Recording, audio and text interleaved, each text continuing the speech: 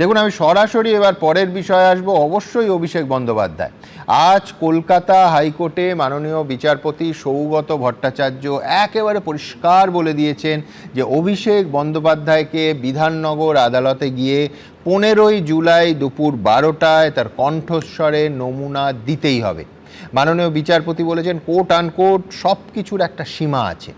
আজ তার স্পষ্ট হুঁশিয়ারি ছিল যে তদন্তে সহযোগিতা করবেন বলেই আদালত অভিষেক বন্দ্যোপাধ্যায়কে রক্ষা কবচ দিয়েছিল। সহযোগিতা না করলে সেই রক্ষা কবচ প্রত্যাহার করে নেওয়া হবে। এরপরই অভিষেক বন্দ্যোপাধ্যায় মামলা প্রত্যাহার করে নিতে বাধ্য হন। কিন্তু আমার প্রশ্ন হলো, অভিষেকের এত আপত্তি কেন?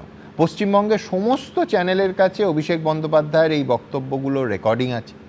অভিষেক বন্দ্যোপাধ্যায়ের আইনজীবী কোর্টে গিয়ে বলছেন হ্যাঁ কণ্ঠস্বর ওনার। হাইকোর্ট স্পষ্ট বলছে যে তদন্ত প্রক্রিয়া আইনগতভাবে সম্পূর্ণ করতে তাকে কণ্ঠস্বরের নমুনা দিতেই হবে। কিন্তু এরপরও অভিষেক বন্দ্যোপাধ্যায়ের অসুবিধেটা কোথায়? যেটা আদালতে তার আইনজীবীর তরফে বলা হয়েছে, আচ্ছা ডিম ছোঁড়ার ভয়টা কিন্তু কারণ হতে পারে না, একেবারে স্পষ্ট আমাদের মনে হচ্ছে। তাহলে কি অভিষেক অন্য কিছুর আশঙ্কা করছেন বলে এত আপত্তি? ফিরদৌস কি মনে করে? দেখুন, আমি প্রথমেই বলি, আপনাদের মনে থাকবে যে কালীঘাটের কাকুর কণ্ঠ, যেটা পশ্চিমবঙ্গের মানে মাসের পর মাস টানাপোড়েন হয়েছিল, 4 মাস, আমি যেহেতু ওই মামলার সঙ্গে সংশ্লিষ্ট ছিলাম দেখেছি, 4 মাস তার ভয়েস স্যাম্পল টেস্ট নেওয়া যায়নি। আদালতে, কলকাতা হাইকোর্টে সেই সময় মহামান্য বিচারপতি অমৃতা সিনহা রুদ্রদার আদালতে শুধুমাত্র যারা পিটিশনার পক্ষের আইনজীবী, রেসপন্ডেন্ট এবং মানে বিচারপতি, এবং সেখানে রুদ্রদার নির্দেশ দেওয়ার পরে 4 ঘন্টার মধ্যে কেন্দ্রীয় বাহিনী নামিয়ে তার ভয়েস স্যাম্পল টেস্ট নিতে হয়েছিল, কারণ সেই সময় তার ভয়েস স্যাম্পল টেস্ট কোনোভাবে করা সম্ভব হচ্ছিল না। সে গিয়ে কি করছিল, এসএসকেএম এ উডবান ওয়ার্ডে গিয়ে শুয়ে থাকছিল এবং সে সাংঘাতিক অসুস্থ নাকি, যেটা 4 মাসে করা সম্ভব হচ্ছিল না। 4 ঘন্টার মধ্যে আদালতের নির্দেশ, নিউজ চ্যানেলের সাংবাদিক গেলে নেমে গালিগালাজ করছিল। প্রেক্ষিতটা কি ছিল? আপনি যদি সেই মামলায়, সোমেন নন্দীর মামলায় সিবিআই চার্জশিট দিয়েছে, থার্ড সাপ্লিমেন্টারি চার্জশিটে বলা আছে 2017 সালে এই কুন্তল ঘোষ সহ 4 জন এই কালীঘাটের কাকু অর্থাৎ সুজয় কৃষ্ণ ভদ্রের বাড়িতে গেছিলেন। ওর একটা, কুন্তল ঘোষের একজন কর্মচারী, সে কি করেছিল, এই যে কালীঘাটের কাকু অর্থাৎ সুজয় কৃষ্ণ ভদ্র সঙ্গে এদের যে কথোপকথন সেটা রেকর্ড করে নিয়েছিল। সেই রেকর্ডেড ভার্সনের সঙ্গে তার কণ্ঠস্বরের নমুনা মানে ভয়েস স্যাম্পল টেস্ট নিয়ে সেটা মিলানোর জন্য মূলত এই ভয়েস স্যাম্পল টেস্টটা প্রয়োজন ছিল। সেই জন্য সে দিলেই হয়তো মিলে যায় সেটা আশঙ্কা করছিল, বা কি করছিল সেটা সেই বলতে পারবে, সেই জন্য সে ভয়েস স্যাম্পল টেস্টে দিতে পারে। এটার আপনি বুঝুন, ফোর্থ সাপ্লিমেন্টারি চার্জশিট হয়েছে, সেইখানেই কিন্তু অভিষেক বন্দ্যোপাধ্যায়ের কথা উঠে এসছে। আচ্ছা, এখন আজকে শুধুমাত্র দেখবেন একটা সাবমিশন ছিল তাদের পক্ষ থেকে, এবং একাধিক মামলায় নিশ্চিতভাবে সে যিনি সাবমিশন করেছেন তিনি বলতে পারবেন যে যাতে অন্য কোনো মামলায় তার ভয়েস স্যাম্পল টেস্টটা ব্যবহৃত না হয়। অর্থাৎ তুমি বলছো যে আশঙ্কাটা এই রকম হতে পারে যে তার এই যে ভয়েস স্যাম্পল কালেক্ট করা হলো, এটা অন্য এই অত্যন্ত গুরুত্বপূর্ণ মামলায় ব্যবহৃত হওয়ার সম্ভাবনা থেকে এই তিনি ভয়টা পাচ্ছেন। একদমই। দেখুন, আমাদের দেশে মানে এই যে ভয়েস স্যাম্পল টেস্ট নিয়ে সুপ্রিম কোর্টের একটা নির্দিষ্ট নির্দেশ আছে। আমাদের দেশের সাংবিধানিক অধিকার কি, প্রতিটি নাগরিকের যে রাইট এগেইনস্ট সেলফ ইনক্রিমিনেশন, অর্থাৎ একজন মানুষকে তার নিজের বিরুদ্ধে সাক্ষ্য দিতে আপনি বাধ্য করতে পারেন না। একদম। সুপ্রিম কোর্টে নার্কো টেস্টে অনুমতি লাগে, রিটেন অনুমতি। সুপ্রিম কোর্ট রিতেশ সিনহার মামলায় সুপ্রিম কোর্ট হোল্ড করলো যে ভয়েস স্যাম্পল টেস্ট কখনোই এই রাইট এগেইনস্ট সেলফ ইনক্রিমিনেশন এগেইনস্টে নয়। এই যে ধরুন, আপনি বলতে পারেন না যে আমি ভয়েস স্যাম্পল টেস্ট দেব না, এটা ইনভেস্টিগেটিভ এজেন্সির প্রেরোগেটিভ, ঠিক কথাই, কিন্তু এটা ডিসাইড করে কি আদালত। আদালতের নির্দেশে যখন আদালত মনে করছেন, কারণ যখন সে প্রেয়ার করছে, আদালত যদি মনে করেন যে হ্যাঁ এটা এই ইনভেস্টিগেশনের জন্য অবশ্যম্ভাবী, অত্যন্ত প্রয়োজনীয়, তাহলে আদালত সাধারণভাবে নির্দেশ দেন। এখন যদি ধরুন আমি একটা উদাহরণ দিই, এবং এটা অন্য মামলায় কি ব্যবহার করা যেতে পারে এই প্রশ্ন উঠে আসবে খুব স্বাভাবিকভাবেই। ধরুন একজন ব্যক্তি, তিনি একজন অপরাধী, তিনি মাল্টিপল অপরাধ সংগঠিত করেছেন। তিনি একটি অপরাধ সংগঠিত করার পরে তার ধরুন এই ভয়েস স্যাম্পল টেস্ট অত্যন্ত গুরুত্বপূর্ণ ছিল সেই মামলার জন্য, এবং তিনি সেই মামলায় ভয়েস স্যাম্পল টেস্ট দিয়েছেন। তারপরে তিনি হয়তো বিদেশে চলে গেছেন, তার আর ওই ভয়েস স্যাম্পল টেস্ট আর নেওয়া সম্ভব হচ্ছে না। আমি জাস্ট উদাহরণ দিচ্ছি, এটার সঙ্গে বাস্তবের কোনো কিছু মিল খুঁজতে যাবেন না। এবার তাহলে কি সেই অন্য মামলায় সেই ভয়েস স্যাম্পল টেস্টটা ব্যবহার করা যেতে পারে? যদি সেটা অ্যাডমিটেড হয়ে যায় এবং যদি সেই মামলার জন্য অর্থাৎ দ্বিতীয় মামলার জন্য সেটি যদি গুরুত্বপূর্ণ হয়, তাহলে অবশ্যই করা যেতে পারে। কারণ ইনভেস্টিগেশনের মূল লক্ষ্য কি? আনআর্থ দ্য ট্রুথ। এখন যদি সেই আদালত যদি দেখেন যে হ্যাঁ ওই এভিডেন্সটা সত্যি সত্যি অ্যাডমিট হওয়ার যোগ্য এবং অ্যাডমিট হয়েছে, তারপরে অন্য একটি দ্বিতীয় মামলায় তাকে আর তার ভয়েস স্যাম্পল টেস্ট নেওয়া সম্ভব হচ্ছে না, তখন নিশ্চিতভাবেই আদালত সেটা বিচার বিবেচনা করবেন সেই প্রেক্ষিতে।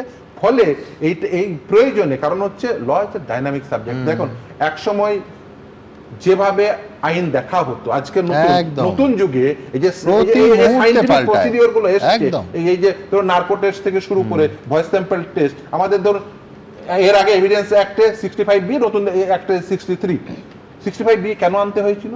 কারণ যুগের সঙ্গে আগিয়ে গিয়ে ইলেকট্রনিক এভিডেন্স গুলো আসছিল। আজকের যুগে দাঁড়িয়ে ধরুন এই চ্যাট জিপিটি সহ বিভিন্ন এআই এসছে, সহজেই ভয়েস টেম্পার করা যায়, আপনার ভয়েস দিয়ে অন্য কোনো কথা। এই জন্যই ভয়েস স্যাম্পল টেস্ট নিয়ে আপনার তার জেনুইনিটিটাকে কম্পেয়ার করতে হয়। সেই জন্য সায়েন্টিফিক ইনভেস্টিগেশনের ক্ষেত্রে অত্যন্ত গুরুত্বপূর্ণ ভূমিকা পালন করে এই ধরনের টেস্ট। মারাত্মক কথা বললে আমি দ্রুত একবার এই মুহূর্তে আজকের খবরটা রাখবো। আদালতে যা হলো, আবার বলছি যে সম্ভাবনার কথা ফিরদৌস শামীম বললেন, নিঃসন্দেহে অত্যন্ত তাৎপর্যপূর্ণ। দেখুন, সবকিছুর একটা সীমা আছে। বিচারক একটা নির্দেশ জারি করেছে, সেটা মানতে বাধ্য। ডিজে মামলায় অভিষেক বন্দ্যোপাধ্যায়কে তীব্র ভর্ৎসনা করল কলকাতা হাইকোর্ট। কণ্ঠস্বরের নমুনা না দিলে রক্ষাকবচ প্রত্যাহারের হুঁশিয়ারি পর্যন্ত দিলেন বিচারপতি। ফলে আর কোনো উপায় রইল না, কণ্ঠস্বরের নমুনা দিতেই হবে অভিষেক বন্দ্যোপাধ্যায়কে। আর কার্যত কলকাতা হাইকোর্টের চাপেই কণ্ঠস্বরের নমুনা দেওয়ার নির্দেশকে চ্যালেঞ্জ করে দায়ের করা মামলা প্রত্যাহার করতে হলো অভিষেক বন্দ্যোপাধ্যায়কে। শুক্রবার কলকাতা হাইকোর্টের বিচারপতি সৌগত ভট্টাচার্য অভিষেক বন্দ্যোপাধ্যায়ের আইনজীবীকে প্রশ্ন করেন, কবে গলার স্বর দেবেন তার মক্কেল? সবকিছুর একটা সীমা আছে। বিচারক একটা নির্দেশ জারি করেছে, সেটা মানতে বাধ্য বলে মন্তব্য করেন বিচারপতি সৌগত ভট্টাচার্য। এর পাশাপাশি অভিষেক বন্দ্যোপাধ্যায়কে দৃষ্টান্তমূলক আর্থিক জরিমানার হুঁশিয়ারিও দেন তিনি। এই প্রসঙ্গে বিচারপতির মুখে উঠে আসে ডিজে মন্তব্য মামলায় এফআইআর রুজুর প্রেক্ষিতে অভিষেক বন্দ্যোপাধ্যায়কে দেওয়া রক্ষা কবচের কথাও। শুক্রবার বিচারপতি সৌগত ভট্টাচার্য বলেন, তদন্তে সহযোগিতা করতে হবে বলেই আদালত রক্ষা কবচ দিয়েছে, না হলে সেটা প্রত্যাহার করে নেওয়া হবে। বিচারপতি বলেন, আদালত থেকে রক্ষা কবচ পাওয়ার পর এটা তদন্তকে বিপথে চালিত করার কৌশল। গলার স্বর দেওয়ার নির্দেশিকা খারিজের আবেদন করে আপনি কি ঠিক কাজ করেছেন? অভিষেক বন্দ্যোপাধ্যায়ের আইনজীবীকে প্রশ্ন করেন বিচারপতি সৌগত ভট্টাচার্য। ভোট প্রচারে বারবার ডিজে বাজানো নিয়ে হুঁশিয়ারি দিতে শোনা গেছে অভিষেক বন্দ্যোপাধ্যায়কে। 4 তারিখে রবীন্দ্রসঙ্গীতের সাথে গ্রামে একটু করে ডিজেও বাজবে। এই মন্তব্যের প্রেক্ষিতে তাঁর বিরুদ্ধে উস্কানিমূলক ভাষণ, হুমকি এবং শান্তি বিঘ্নিত করার অভিযোগে এফআইআর দায়ের হয়। অভিষেক বন্দ্যোপাধ্যায়ের কণ্ঠস্বরের নমুনা নেওয়ার কথা বলে বিধাননগর আদালত। সেই নির্দেশকে চ্যালেঞ্জ করে কলকাতা হাইকোর্টে যান তৃণমূল সাংসদ। বিধাননগর আদালতের নির্দেশে কণ্ঠস্বরের নমুনা দেওয়ার কথা থাকলেও 30শে জুন ও 8ই জুলাই পরপর দুবার গরহাজির ছিলেন অভিষেক বন্দ্যোপাধ্যায়। শুক্রবার কলকাতা হাইকোর্ট নির্দেশ দেয়, 15ই জুলাই অর্থাৎ আগামী বুধবার দুপুর 12টায় বিধাননগর আদালতের বিচারকের সামনে হাজির হয়ে কণ্ঠস্বরের নমুনা দিতে হবে অভিষেক বন্দ্যোপাধ্যায়কে। অভিষেক বন্দ্যোপাধ্যায়ের আইনজীবী আবেদন করেন, এই কণ্ঠস্বরের নমুনা যেন অন্য কোনো ক্ষেত্রে ব্যবহার করা না হয়। যদিও এ নিয়ে কলকাতা হাইকোর্ট কোনো নির্দেশ দেয়নি। নানা মহলে প্রশ্ন উঠছে, কণ্ঠস্বরের নমুনা দিতে আপত্তি কিসের অভিষেক বন্দ্যোপাধ্যায়ের? তিনি কি ভয় পাচ্ছেন? তদন্ত প্রক্রিয়ায় যদি কারোর কণ্ঠস্বরের নমুনা প্রয়োজন হয়, নিশ্চিতভাবে তদন্তকারী সংস্থা সেই কণ্ঠস্বরের নমুনা নেবেন, গ্রহণ করবেন, এবং যে কোনো নাগরিকের কর্তব্য সেই কণ্ঠস্বরের নমুনা দিয়ে তদন্তকারী সংস্থাকে সাহায্য করা। দুর্ভাগ্য হলেও সত্য, কালীঘাটের কাকুর কণ্ঠস্বরের নমুনা পেতে 4 মাস সময় লেগেছিল। ফলে বোঝাই যাচ্ছে যে এরা কণ্ঠস্বরের নমুনা দিতে অত্যন্ত ভয় পাচ্ছেন। সেখানে কালীঘাটের কাকুর কণ্ঠস্বরের নমুনা পেতে এই কীর্তি করতে হয়েছিল। এখন আদালতের নির্দেশে আগামী 15 তারিখ নিশ্চিতভাবে যে নির্দেশ দিয়েছেন সেই অনুযায়ী তাকে কণ্ঠস্বরের নমুনা দেবেন। শুক্রবার অভিষেক বন্দ্যোপাধ্যায়ের আইনজীবী সওয়াল করেন, তার মক্কেল হাজিরা দেবেন, কিন্তু ডিম ছোড়া থেকে রক্ষা করুন। কলকাতা হাইকোর্টের তরফে নির্দেশ দেওয়া হয়, অভিষেক বন্দ্যোপাধ্যায়কে যেন ডিম ছোড়া বা অন্য হেনস্থার শিকার হতে না হয় তা নিশ্চিত করতে হবে পুলিশকে। সৌভিক মজুমদারের রিপোর্ট, এবিপি আনন্দ, কলকাতা। দেখুন, আমার মনে আছে এই অনুষ্ঠানে এই শুভময়দার চেয়ারে বসে অভিজিৎ দাস, ববি এই অভিযোগ করেছিলেন একটা ভিডিও দেখিয়ে, এবং একটা লাইভ চ্যাট তাতে রেকর্ডেড সেই মুহূর্তে ছিল। সেটা হচ্ছে একজন রোগিণী মালতী বিশ্বাস, তার একেবারে পরিষ্কার অভিযোগ ছিল যে সেবাশ্রয় ক্যাম্পে, অর্থাৎ এই ডায়মন্ড মডেলের নিঃসন্দেহে স্বাস্থ্যক্ষেত্রের একটা ডায়মন্ড, সেবাশ্রয় ক্যাম্পে ভুল চিকিৎসার জন্য তার পা বাদ চলে গেছে। কি ঘটনা এখানেই ববি তার অভিযোগ হিসেবে তুলে ধরেছিলেন। আজকে সেই বিষয়ে 11 জনের বিরুদ্ধে, অভিষেক বন্দ্যোপাধ্যায় সহ 11 জনের বিরুদ্ধে এফআইআর দায়ের হলো। পরের প্রতিবেদন। আজকে আমি চিরদিনের জন্য পঙ্গু হয়ে পড়ে রয়েছি। একসময় তিনি পরিবার নিয়ে ঘুরে বেড়াতে ভালোবাসতেন, কিন্তু সেদিন আর নেই। এখন সম্বল বলতে শুধু এই নকল পা। অভিযোগ, সেবাশ্রয় ক্যাম্পে ভুল চিকিৎসার কারণে ডান পা বাদ দিতে হয়েছে দক্ষিণ 24 পরগনার রবীন্দ্রনগরের বাসিন্দা 58 বছরের মালতী বিশ্বাসের। আর সেই ঘটনায় বৃহস্পতিবার অভিষেক বন্দ্যোপাধ্যায় সহ 11 জনের বিরুদ্ধে এফআইআর দায়ের করলেন তাঁর স্বামী। 2025 সালের 6 ফেব্রুয়ারি হাঁটুর সমস্যা নিয়ে অভিষেক বন্দ্যোপাধ্যায়ের সেবাশ্রয় ক্যাম্পে গিয়েছিলেন মালতী বিশ্বাস। এই হল 6 ফেব্রুয়ারি চিকিৎসকের দেওয়া প্রেসক্রিপশন।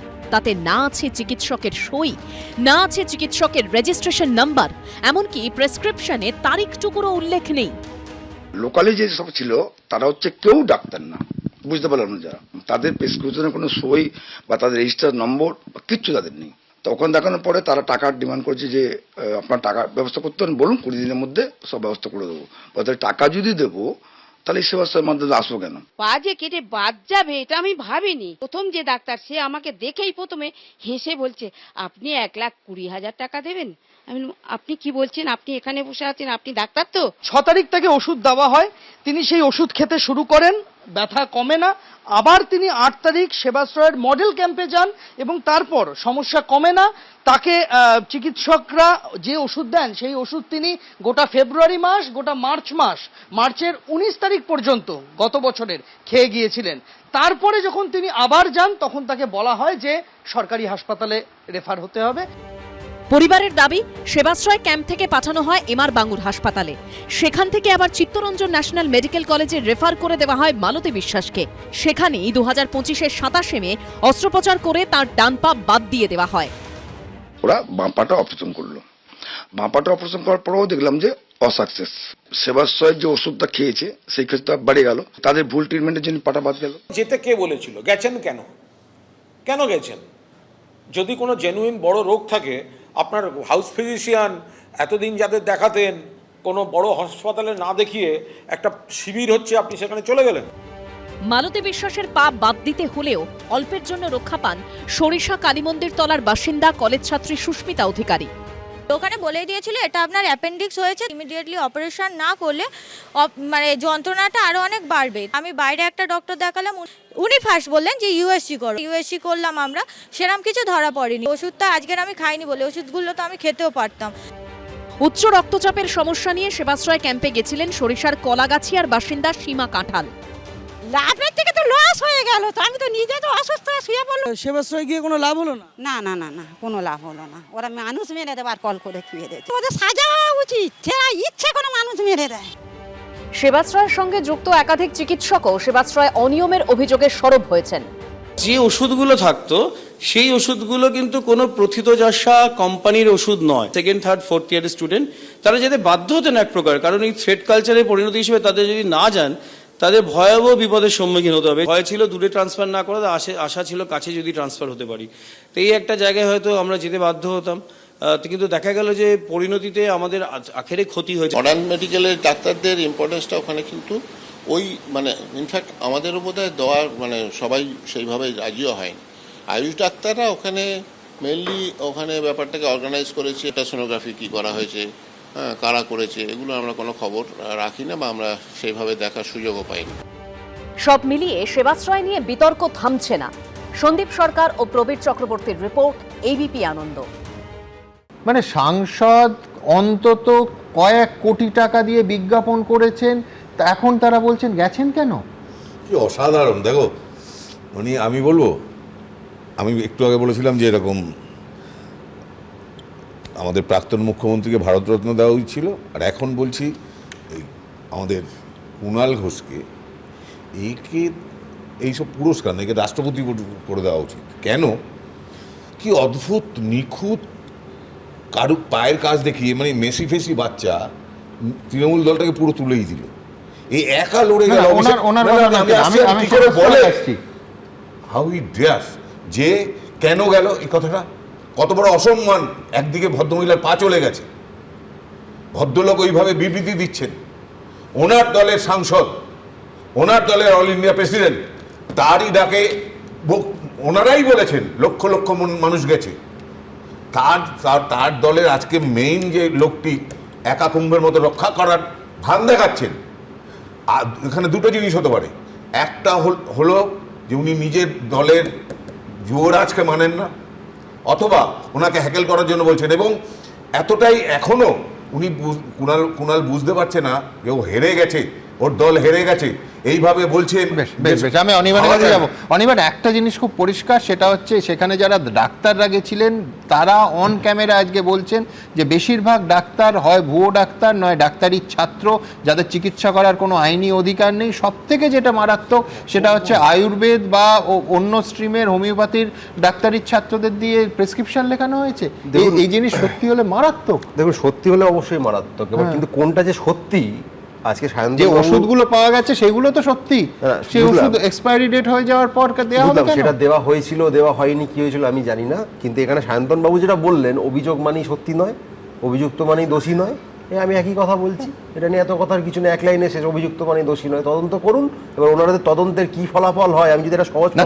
তুমিও কি মনে করছো যে মানে এই প্রশ্ন তৃণমূলের করা উচিত যে গেছিলেন কেন? না, আমি সেরকম কিছুতে যাচ্ছি না, যে যার প্রত্যেকের যেতে পারেন। এবং দেখুন, যে ঘটনা ঘটেছে তার কারণটাই যেই হয়ে থাকুক, অত্যন্ত খারাপ বিষয়, কারো পা বাদ যাওয়া বা জেনারেল অসুস্থতা বেড়ে যাওয়া অত্যন্ত খারাপ বিষয়। কোনো রকম মেডিকেল নেগলিজেন্স আমাদের দেশে সাধারণত সিরিয়াসলি নেওয়া হয় না, শুধু সেবাশ্রয় বলে নয়, অনেক বড় বড় কর্পোরেট হাসপাতালের বিরুদ্ধে এরকম অভিযোগ আছে। যদি দেখা যায় যে যারা চিকিৎসক বলা হচ্ছে, পরিচয় দেওয়া হচ্ছে, তারা চিকিৎসকই নয়। আমি দ্রুত একবার যে এই খারাপ ঘটনাটা এই স্টুডিওতেই আনার্থ হয়েছিল দেখাবো একবার।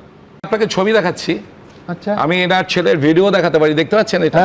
এই দিদির পাটা পুরো বাদ, এই মহিলার সেবাশ্রয়ের জন্য। তার ছেলের আমি জাস্ট 2 মিনিটের আমি একটা ভিডিও শোনাচ্ছি, তাহলে বুঝতে পারবেন। আমার মাকে নিয়ে বিগত বছরেতে অভিষেক ব্যানার্জির মাননীয় এমপি মহাশয় তিনি যে সেবাশ্রয় ক্যাম্প করেছিল, সেই ক্যাম্পে মাকে দেখাতে গিয়েছিলাম। সেইখানে সামান্য মায়ের হাঁটুর ব্যথা ছিল, মা সম্পূর্ণ ভালোভাবে হাঁটতে পারত। সেবাশ্রয় ক্যাম্প থেকে বিভিন্ন ছবি আমাদেরকে পয়সা খরচা করে তুলিয়েছে। সেখান থেকে তারপর বললো এমআর বাঙুর যেতে, এমআর বাঙুরে গেলাম। এমআর বাঙুর থেকে সেবাশ্রয় ক্যাম্পে রেফার করেছিল ন্যাশনাল মেডিকেল কলেজ হসপিটালে। সেখানে দুর্ভাগ্য, অপারেশন করতে গিয়ে ডক্টররা, আমাদের মাননীয় এমপি সাহেবের ডক্টররা ভুল অপারেশন করে অপারেশন থিয়েটারে মায়ের শিরা কেটে ফেলে। মাকে বাঁচানোর জন্য তখন আমাদের এই সিদ্ধান্ত নিতে হয়, মায়ের পুরো সম্পূর্ণ অ্যাম্পুটেশন হয় এবং সেই অ্যাম্পুটেশনের পা কেটে বাদ চলে যায়। দয়া করে এই বিষয়টি দেখবেন, যাতে গরিব মানুষ আমরা খেটে খাই। এই মহিলা সারা জীবনের জন্য তিনি পঙ্গু হয়ে গেলেন, যাতে কোনো একটা সুষ্ঠু বিচার হয়। আপনার কাছে এই আমার প্রার্থনা। ভয়ঙ্কর আরো অনেক আছে। শুনবাবু, দেখুন, 1957 সালে সিডনি লুমেট পরিচালিত একটা মার্কিন চলচ্চিত্র হয়েছিল 12 অ্যাংরি ইয়াং ম্যান, এবং পরবর্তীকালে এক রুকা হুয়া ফয়সালা 1989, এবং তারপর সৃজিত বাবু যেটা 2025-এ করেন, সত্যি বলে সত্যি কিছু নেই। এবার এই সত্যি বলে সত্যি কিছু নেই চলতে চলতে পশ্চিমবঙ্গে ভুয়ো ডাক্তার, ভুয়ো আইএএস, ভুয়ো আইপিএস, এ তো পুরো একটা ভুয়ো পশ্চিমবঙ্গ। গত 15 বছর চললো, সায়ন্তনবাবুরা জিতে এলেন। তা এই ঘটনাগুলোয় চিকিৎসার ভুল হতে পারে, তার তো একটা আলাদা আইন টাইন আছে, কিন্তু এই ধরনের ভুয়ো ব্যাপারগুলো যদি হয়, তাকে ওই 12 জন জুরি আতলামো করছেন সত্যি বলে সত্যি কিছু নেই বলে, এর বাইরে বেরিয়ে এসে কিন্তু একটা মতাদর্শের জায়গা থেকে পশ্চিমবঙ্গকে বার করার একটা চেষ্টা যারা ক্ষমতায় আছেন তাদের নিতে হবে, নইলে এটা খুবই হতাশা। আমি পরিষ্কার আমি বলছি, সেবাশ্রয়ের নাম দিয়ে যে ভাওতা হয়েছে, সেই সময় ক্ষমতায় ছিল, ফলে ক্ষমতার দ্বারা সবকিছু নিয়ন্ত্রণ করেছে, প্রজেক্ট করেছে, বিজ্ঞাপিত করেছে এবং মানে সেইভাবে সেটাকে ব্যবহার করেছে। কিন্তু এই যে যতটুকু আনার্থ হয়েছে, যতটুকু মানে ওষুধপত্র ইত্যাদি এবং মানুষের এভিডেন্স যতটুকু আমরা পাচ্ছি, তাতে ইমিডিয়েটলি সেবাশ্রয়ের যারা অর্গানাইজার, চিফ অর্গানাইজার সমেত, আমি তো মনে করি অ্যারেস্ট করা উচিত ছিল। এতদিন পর্যন্ত পুলিশ চুপ করে আছে কেন, এটি তো আমি অবাক হয়ে যাচ্ছি। আমি জানি না আমার পাড়ায় যদি এরকম একটা ঘটনা ঘটতো, আমি ড্যাম শিওর পাড়ার অর্গানাইজাররা এতক্ষণ জেলে থাকতো, কিন্তু মানে যিনি অর্গানাইজ করেছিলেন তিনি প্রভাবশালী, সেই কারণে নাকি প্রভাবশালী দিল্লির কোনো একটা লিঙ্কেজ আছে, সেই লিঙ্কেজের মানে যবে সংকেত আসবে তারপরে কোনো ব্যবস্থা নিবে। একেবারে পরিষ্কার এটা আমরা বুঝতে পারছি যে এই ঘটনাটাই ছিল একটা জালিয়াতি, একটা ভুয়ো বিষয়, মানুষের জীবন বিপন্ন করে এই জিনিসগুলো করা হয়েছে নিজের রাজনীতির স্বার্থে। সেইখানে এতদিন ধরে তদন্ত খেলবে এবং একটা সময় গিয়ে সব হারিয়ে যাবে, এটা কিন্তু হতে পারে না। বলে খবর হয়েছে, কিন্তু আমি বলছি ওষুধ খেয়ে কি প্রতিক্রিয়া হয়েছে, ওই ওষুধ এক্সপায়ারি ডেট যে অভিযোগটা অতিক্রান্ত হওয়ার পর কত মানুষকে দেয়া হয়েছে তার হিসেব কে নেবে? দেখুন, এগুলোর সমস্ত হিসাব নেওয়ার বিষয় আছে, যেটা ভাই অনির্বাণ বললো প্রথমে, দোষী অভিযুক্ত মানেই দোষী নয়, একদম সমর্থন করছি। কিন্তু এতদিন এফআইআরও হয়নি, এখন এফআইআর হয়েছে। ওই ভদ্রমহিলা সাহস পাননি প্রকাশ্যে আসার, এখন প্রকাশ্যে এসছেন। না না, উল্টো ভদ্রমহিলা এবং আমি বলতে শান্তনু সমর্থন করছি দাদা, ভদ্রমহিলা এবং তার স্বামী, আমি জানিয়ে রাখি, বারবার সাংসদের অফিসে তার সেক্রেটারিদের সঙ্গে দেখার চেষ্টা করছেন, কেউ দেখা করেননি। অর্থাৎ আমি বলছি যে ব্যবস্থা তো পরে, তারা সাহায্য চাইতে গেছিলেন যে কি অবস্থা আমার চিকিৎসা করে, সেই সারাটুকু পাননি। এটার নামই তো তৃণমূল কংগ্রেস। হ্যাঁ, কিন্তু আপনারা কি করবেন? আমরা ব্যবস্থা নেব, আমরা ব্যবস্থা নেব, আমরা ব্যবস্থা নেব। যারা প্রতিবাদ করবেন তারা গুণীজন, যারা প্রতিবাদ করেছেন তারা গুণীজন। এই যে সেবাশ্রয় ক্যাম্প নিয়ে এত অভিযোগ আসছে, সেই সেবাশ্রয় ক্যাম্প সামলানোর অন্যতম দায়িত্বপ্রাপ্ত ছিলেন শান্তনু সেন। মাত্র কদিন আগে শারদ দত্ত মুখোপাধ্যায় আমাদের স্বাস্থ্যমন্ত্রী, তার সঙ্গে ঠিক পাশে দাঁড়িয়ে তিনি রত্নাদেবকে সংবর্ধনা দিচ্ছেন। শেষ করতে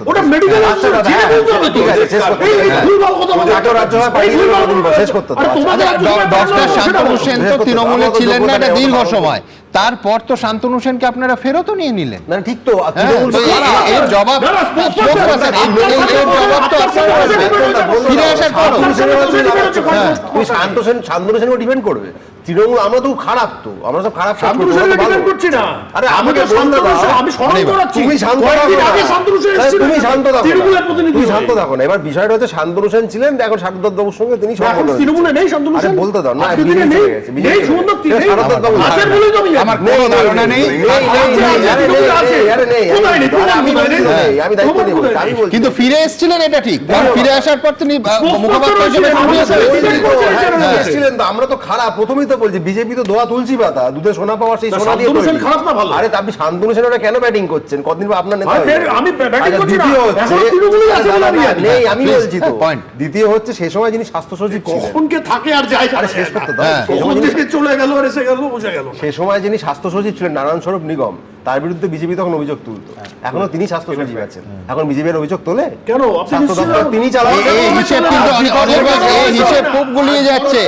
আমি বলছি অনির্বাণ, একটা চমৎকার আমার কাছে এই মুহূর্তে একটা ব্রেকিং নিউজ আসছে, সেটা হচ্ছে আগামীকাল এই যে বলছেন না শান্তনু সেন কোথায়, তৃণমূল থেকে বহিষ্কৃত, তৃণমূল থেকে সাসপেন্ডেড, না আবার তৃণমূলে ফিরে এলেন, আবার মুখপাত্র হলেন, এখন কোথায় আছেন সত্যি আমি জানি না। কিন্তু যেটা জানতে পারছি, যেটা হতে পারে সেটা হচ্ছে ক্যাম্পের কথা হচ্ছে, সেবাশ্রয় ক্যাম্প নয়, ঋতব্রত ক্যাম্পে এই রকম আজকে জল্পনা যে অনুব্রত মণ্ডল, ভুল শোনেননি, বীরভূমের কেষ্টবাবু কালকে ঋতব্রত বন্দ্যোপাধ্যায়ের এই যে পাল্টা তৃণমূল, আসল তৃণমূল, ঋতব্রত তৃণমূল, যে নামেই ডাকুন, সেইখানে জয়েন করছেন। এই অনির্বাণ, তোমার আর শান্তনুবাবুর মানে সবার হিসেব কিন্তু গুলিয়ে যাবে। না না, দেখুন গুলিয়ে করে যাচ্ছে না, আমার হিসেব তো গুলিয়ে যাচ্ছে, তোমাদেরও যাবে। আমি কে আছে কে নেই, কে আছে কে নেই। না না, আমি সুমন্ত আপনাকে বলছি গুলিয়ে করে কিছু যাচ্ছে না। এই যারা মুসলেখা দিয়ে চলে যাচ্ছেন, আমাদের কিন্তু ভারী অনুব্রত মুসলেখা দিচ্ছে। যদি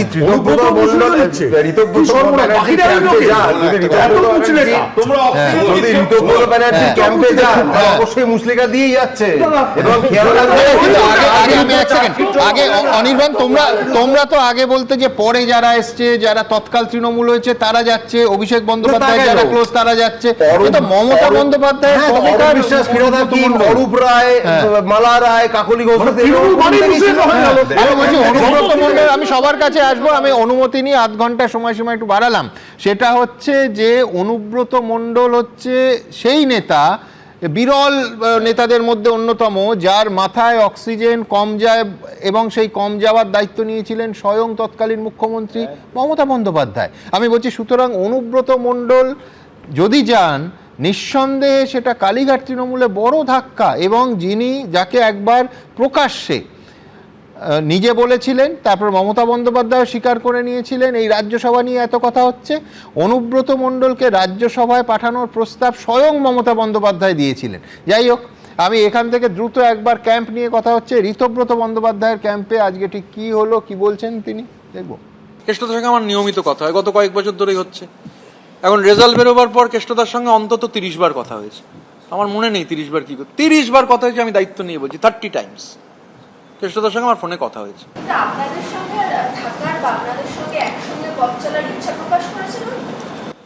এই নিয়ে আমার সঙ্গে কেষ্টদার কোনো কথা হয়নি। কেষ্টদার সঙ্গে আমার সম্পর্কটা ব্যক্তিগত। কেষ্টদা একজন দক্ষ সংগঠক, কেষ্টদাকে আমি নেতা মানি। তো কেষ্টমণ্ডল একটা নাম, তো স্বাভাবিকভাবে কেষ্টদার সঙ্গে পার্সোনালি কি কথা বলেছি, I can't share it with the media. আপনারা অপেক্ষা করুন না কেন, আগামীকাল দুধে দুধ পানিতে পানি হয়ে যাবে, কালকে দিন পর্যন্ত অপেক্ষা করুন। আমি বলছি জল্পনা খুব ইন্টারেস্টিং। আমার এবার ফিরদৌসের কাছে একবার যেতে হবে। ফিরদৌস, আমার মনে পড়ছিল যে এই অনুব্রত মণ্ডল সম্পর্কে মমতা বন্দ্যোপাধ্যায় বলেছিলেন যে জেল থেকে বেরোনোর পর ওকে বীরের সম্মান দিতে হবে, এবং দক্ষ সংগঠক তো কতবার বলেছেন, বাংলার বাঘ ববি হাকিম বলেছিলেন। আমি বলছি স্যার আশুতোষ, আমি তার শ্রদ্ধা জ্ঞাপন করছি, পাশাপাশি এই শব্দবন্ধগুলো বোধহয় রাখা যায় না, তাদের সঙ্গে কিসের তুলনা করছি?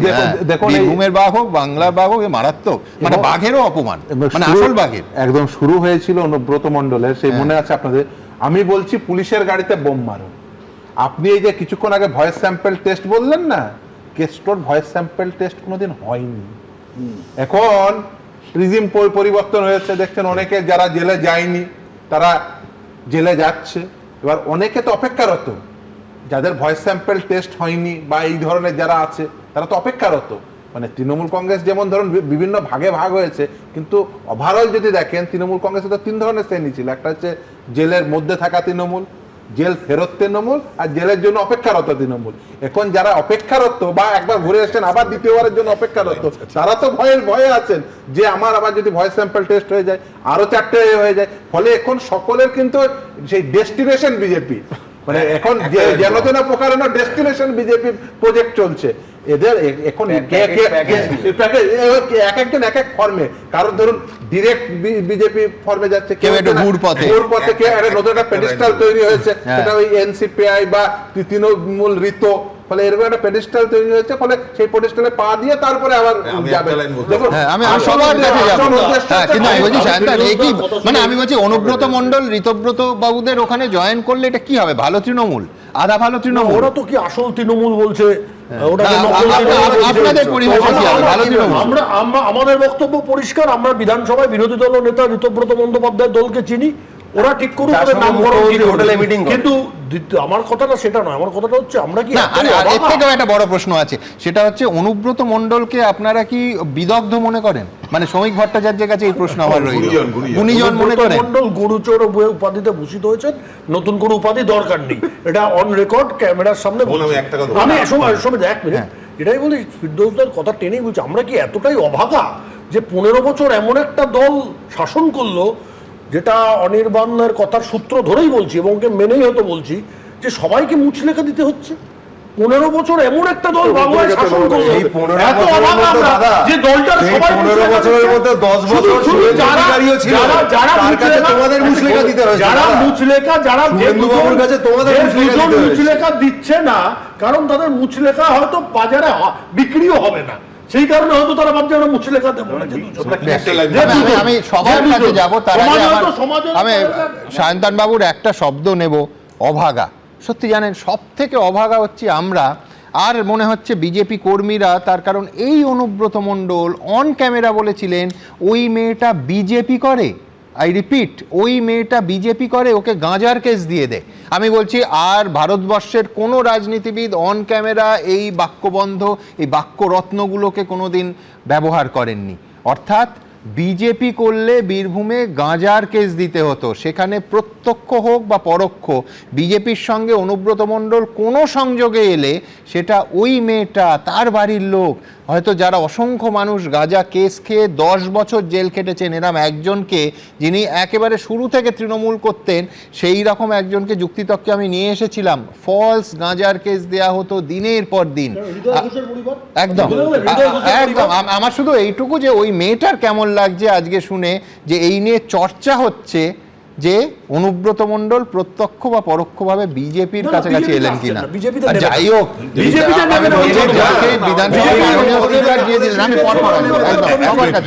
দেখো আমি এরকম একটা সিরিয়াস ব্যাপার, আগে বলো তোমার গুণীজন বা বিদগ্ধ লাগে কিনা অনুব্রত মণ্ডলকে? মানে অবস্থ বিদগ্ধ পাওয়া যায়, ওর থেকে গুণীজন, এটা তো আমাদের সম্পদ। উন্নয়ন দাঁড়িয়ে 15 বছর দলের সম্পদ ছিল, আগামী দিনে দেখবো, আগামী 15 বছর হয়তো দেখবো যে এই দলেই থাকবেন উনি, হ্যাঁ, সেখানকার সম্পদ। আর উনি একবার বলেছিলেন যে উনি যে শব্দবন্ধগুলো নিয়ে আসেন, যেরম চরম চরম, যেরম গুড় বাতাসা, তাই ডিকশনারিতে পাওয়া যায় না, তাই নিয়ে বিদগ্ধ মানুষদের চর্চা করতে হয়। ঠিকই তো বলেছেন,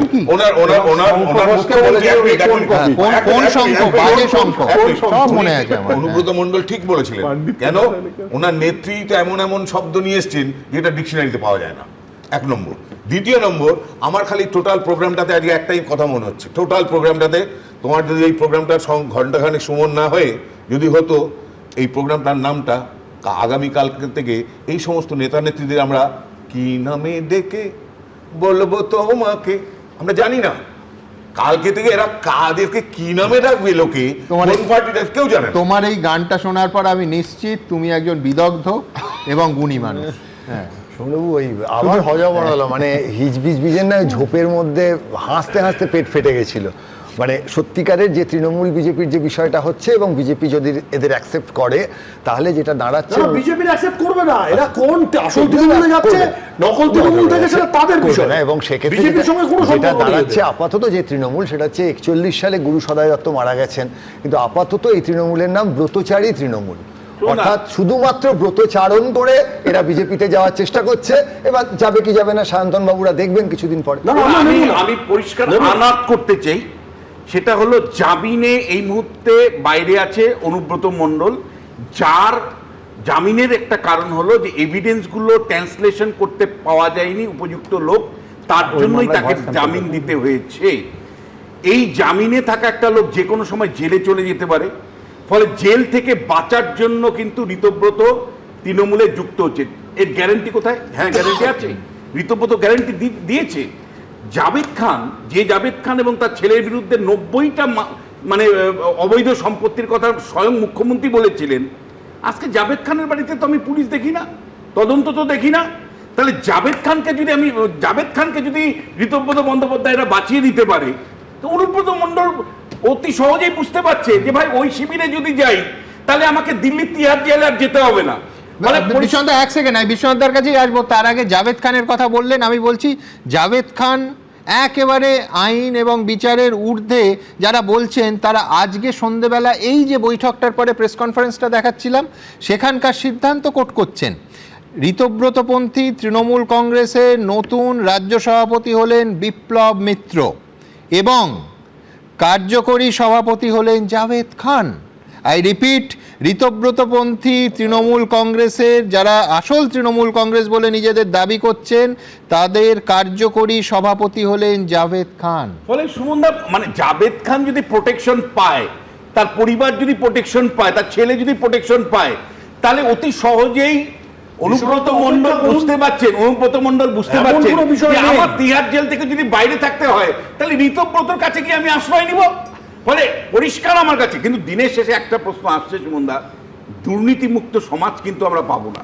হয়তো মানে বিজেপি দ্রুত তৃণমূলীকরণ ঘটছে, হয়তো গোষ্ঠীগত দ্বন্দ্বও এরপরে দেখা দিবে, হয়তো তৃণমূলের যে রোগগুলো আমরা দিনের পর দিন এই স্টুডিওতে আলোচনা করেছি সেগুলোই আগামী দিনে দেখব।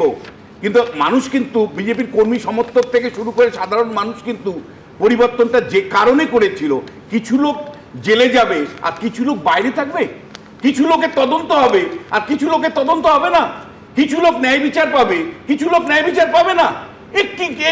এটাকে রুল অফ ল আপনি বলবেন? এটা রুল অফ ল আমাকে বলতে হবে যে অনুব্রত মণ্ডল আজকে মানে জয়েন করে সে যদি নিরাপত্তা পেয়ে যায়, জাভেদ খান যদি মানে এই ভালো তৃণমূলের মধ্যে যুক্ত হয়ে নিরাপত্তা পেয়ে যায়, তাহলে সমাজ থেকে দুর্নীতিমুক্ত হবে। দুর্নীতি রেখে আমি রাজনীতি করব, আমি দুর্নীতিমুক্ত সমাজ দিতে পারবো? দেখুন, আমি একেবারে এই মুহূর্তে যোগাযোগ করার চেষ্টা করেছিলাম কেষ্টমণ্ডলের সঙ্গে। কোট আনকোট তিনি যেটা বলেছেন, সম্মান পেলে দল করব, না পেলে নীরব থাকবো। এর অর্থ কি জানি না, কিন্তু জল্পনা কি আছে তা নিয়ে ঋতব্রত বন্দ্যোপাধ্যায়রা কি বলছেন একেবারে খুব পরিষ্কার আপনাদের সামনে রাখলাম। এবার দেখাবো যে এই সেবাশ্রয় নিয়ে এর আগে দেখিয়েছি ডাক্তার বিতর্ক, অর্থাৎ চিকিৎসা করলেন কারা। ওই সেবাশ্রয় ক্যাম্পে চিকিৎসা করেছেন এরাম ডাক্তারবাবুরা একজন নয়, একাধিক জন বলেছেন যে অন্য যারা চিকিৎসা করছেন তারা হয় ডাক্তারির পড়ুয়া, যাদের প্রেসক্রিপশন লেখার কোনো অধিকার ছিল না, আর নয়তো হোমিওপ্যাথি বা আয়ুর্বেদের পড়ুয়ারা যারা অ্যালোপ্যাথির চিকিৎসা মানে প্রেসক্রিপশন লিখেছে বলে অভিযোগ, মারাত্মক অভিযোগ। কিন্তু এর পাশাপাশি আরেকটা যে অভিযোগ উঠে আসছে সেটা কিন্তু ওষুধ নিয়ে। আবার বলছি, মারাত্মক অভিযোগ, একজনের পা বাদ গেছে। কতজন এই অভিযোগ সত্যি হলে শুধু ওই যে ওষুধ খাওয়া উচিত নয়, যে ওষুধ হয়তো দেওয়া উচিত নয়, তার শিকার হলেন আমরা কেউ জানি না। দেখুন, নামে সেবাশ্রয়, অভিযোগ তাতে সেবার আড়ালে চলেছে দুর্নীতি, জালিয়াতি আর লোক ঠকানোর খেলা।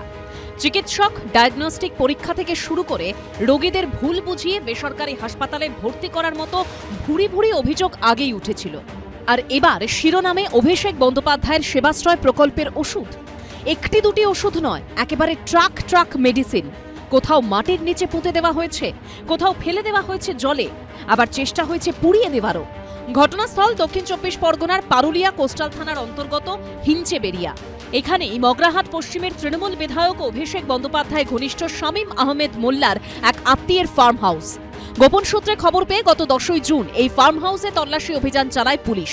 উদ্ধার হয় ওষুধের পাহাড়। প্রশাসন এবং বিডিও থেকে এবং হেলথ থেকে ওরা আসে, ওরা দেখে প্রায় 10 ট্রাকের উপরে ওষুধ উঠেছে। সব তুলতে পারেনি, 5-6 লাখ ট্রাক তুলেছে, আর বাদবাকি তুলতে পারেনি। কিন্তু ওষুধগুলো সম্পূর্ণ কারেন্ট ওষুধ ছিল। এই বিপুল পরিমাণ ওষুধের মধ্যে সব ওষুধ যে মেয়াদ উত্তীর্ণ তা নয়, বহু ওষুধ রয়েছে যার মেয়াদ এখনও রয়েছে। 2027 অক্টোবর পর্যন্ত এই ওষুধের মেয়াদ রয়েছে। তবে হ্যাঁ, বহু ওষুধ রয়েছে যার মেয়াদ কিন্তু ফুরিয়ে গিয়েছে, এবং সেই ক্যাম্প যখন চলছে তখনও অনেক ওষুধের মেয়াদ তা ফুরিয়ে গিয়েছিল। তারপরেও সেই ওষুধগুলি ক্যাম্পে মজুত করে রাখা হয়েছিল। এখানেই উঠছে প্রশ্ন, তাহলে কি রোগীরা যে ওষুধ পেয়েছিলেন ক্যাম্পে এসে তা নিরাপদ ছিল? ফার্ম হাউসের মধ্যেই রয়েছে বিশাল এই গুদাম। এদিন সেই গোডাউনের বন্ধ দরজার ফাঁক দিয়ে দেখে চোখ কপালে ওঠার জোগাড়।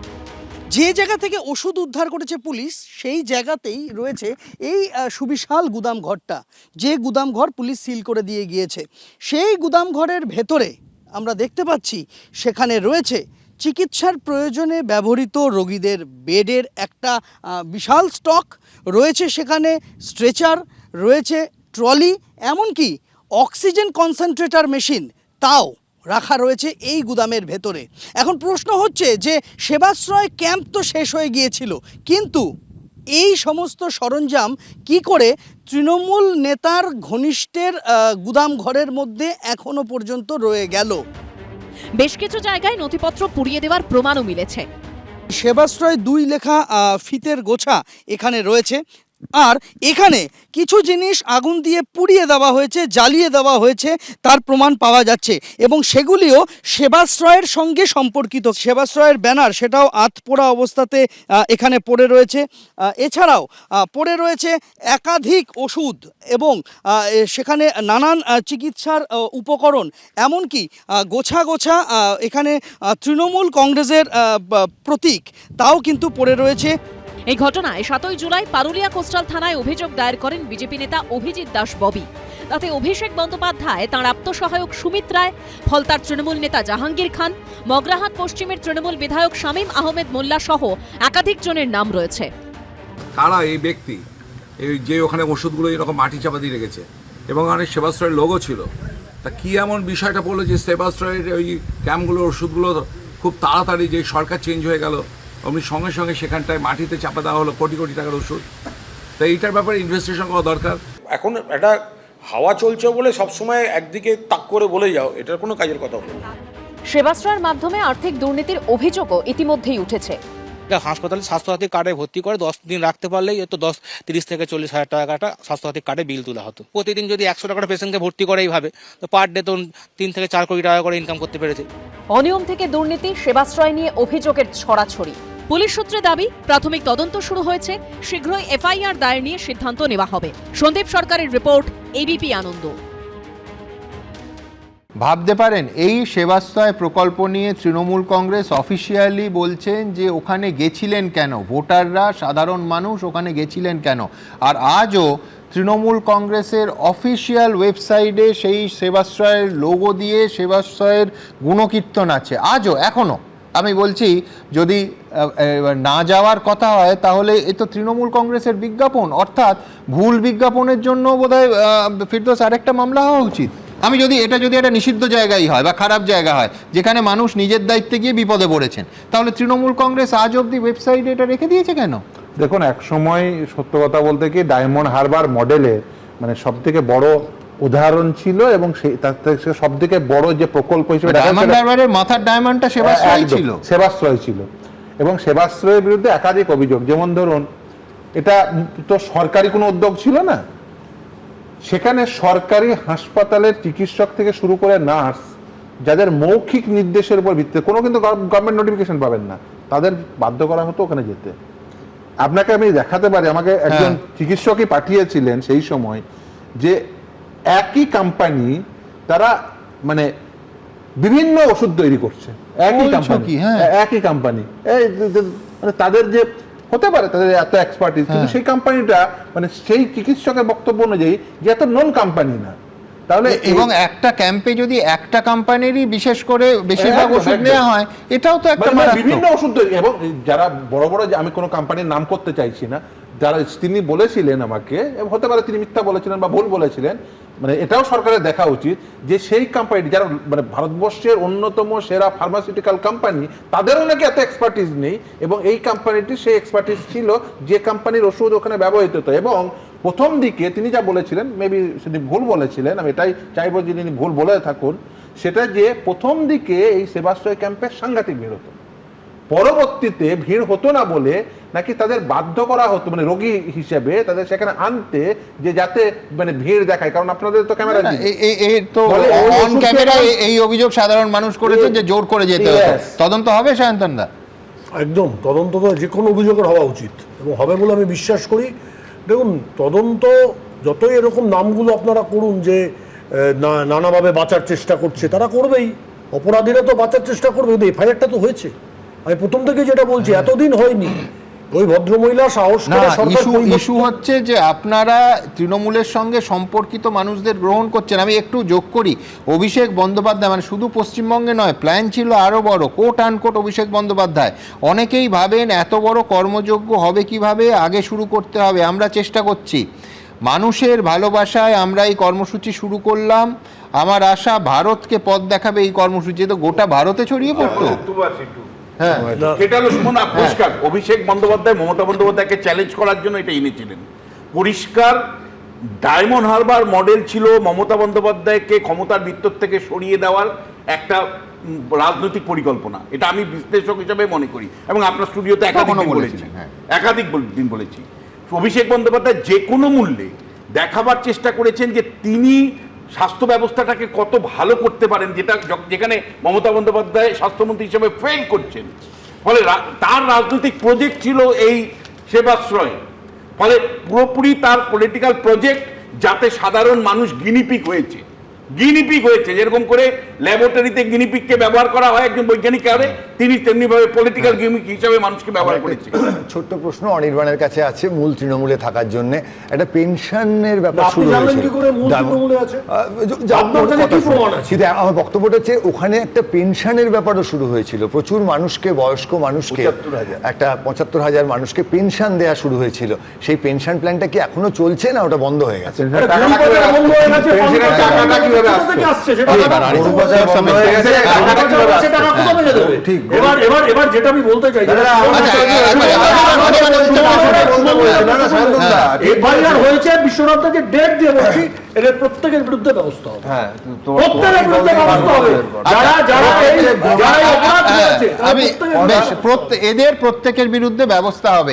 আমরা অপেক্ষায় আছি যে পেন্ডিং কেস যেগুলো আছে, মানে ধরুন অনুব্রত মণ্ডল নিয়ে এতটা তো সময় এই আলোচনায়, ইনফ্যাক্ট এই আলোচনা দীর্ঘ হলো অনুব্রত মণ্ডলের ঋতব্রত ক্যাম্পে যোগদানের সম্ভাবনায়। এতক্ষণ বললাম, আমি সেই মেয়েটার কথা বলছিলাম। এই মুহূর্তে এবিপি আনন্দ আর্কাইভে আমি পেয়েছি অনুব্রত মণ্ডল কি বলেছিলেন, একবার শুনে নি। ওকে অ্যারেস্ট করে দে। আর যে মেয়েটা কি নাম, ওই আগে সেই মোটা করে মেয়েটা একটা কাপড়ের দোকানে যায়, ও বিজেপি করে, ওকে অ্যারেস্ট করে দে, গাঁজা কেসে ছেলেটাকে ওকে অ্যারেস্ট করে দে।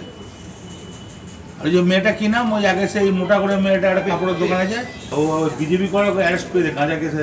সায়ন্তনবাবু বলছেন প্রত্যেকের বিরুদ্ধে ব্যবস্থা হবে। যারা বলেছিলেন গাঁজা কেস, মনে রাখতে হবে গাঁজা কেসে ন্যূনতম কারাবাস, অপরাধ প্রমাণ হলে 10 বছর, 1 সেকেন্ড, 10 ইয়ার্স, 1 দশক জেল খাটতে হয় গাঁজা কেসে। সেই গাঁজা কেস মিথ্যে হলে যারা এইটা বলেছেন যে মেয়েটা বিজেপি করে, গাঁজা কেসে অ্যারেস্ট করে দে, তাদের বিরুদ্ধে ব্যবস্থা হবে। শান্তনদা, প্রত্যেকের বিরুদ্ধে ব্যবস্থা হবে। আমি আপনাকে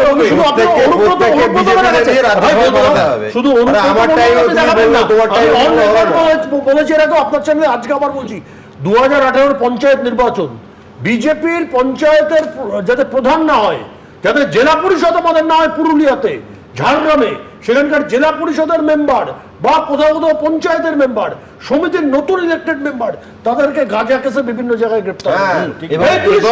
এবং আরো অ্যাড করছি, আমি অ্যাড করছি, ঠিক বলেছেন,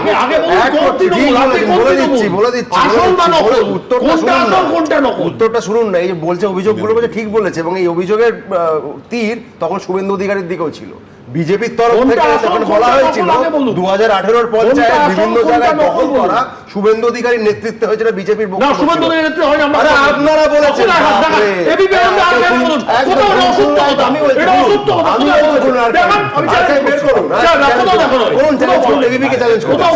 না, আসলে আমরা ওই সেবাশ্রয়ের থেকে আমরা একটু আবারও অন্যদিকে চলে যাচ্ছিলাম। আমার যেটা মনে হয়েছে এই সেবাশ্রয় দেখে, কারণ আমরা দীর্ঘদিন, আমি শুধু না, গোটা বাংলার মানুষ দেখেছেন।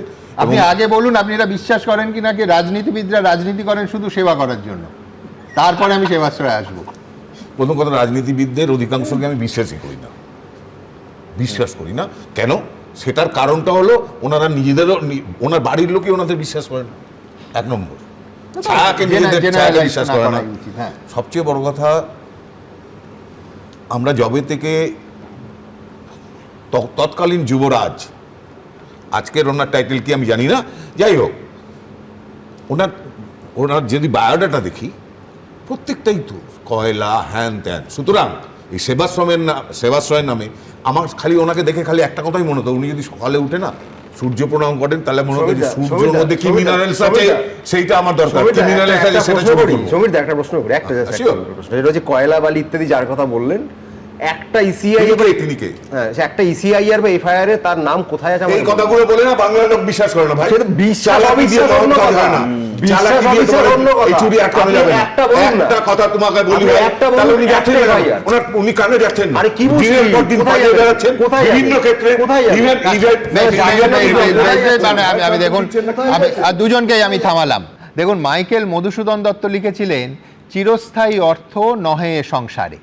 একটা দুটো নয়, 12খানা অ্যাকাউন্ট ফ্রিজ হওয়ার পর এই কথা একেবারে হাড়ে হাড়ে বুঝতে পারছে কালীঘাট তৃণমূল। তবে গতকাল অবশ্য প্রাক্তন শাসক দল কিছুটা স্বস্তি পেয়েছে কলকাতা হাইকোর্টে। দৈনন্দিন কাজ ও মামলা লড়ার খরচ দলের অ্যাকাউন্ট থেকে তোলার অনুমতি দিয়েছে আদালত।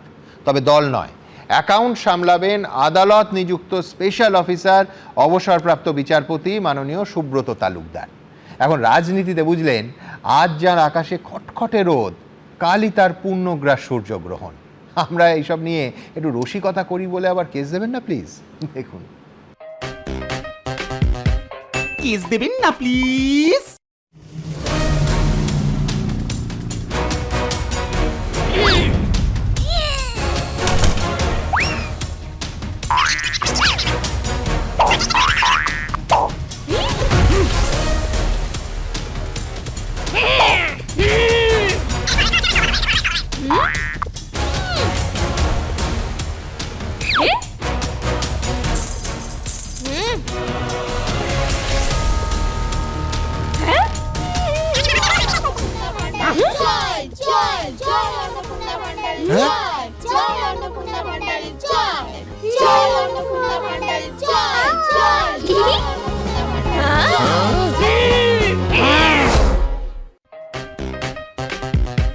কেস দেবেন না প্লিজ।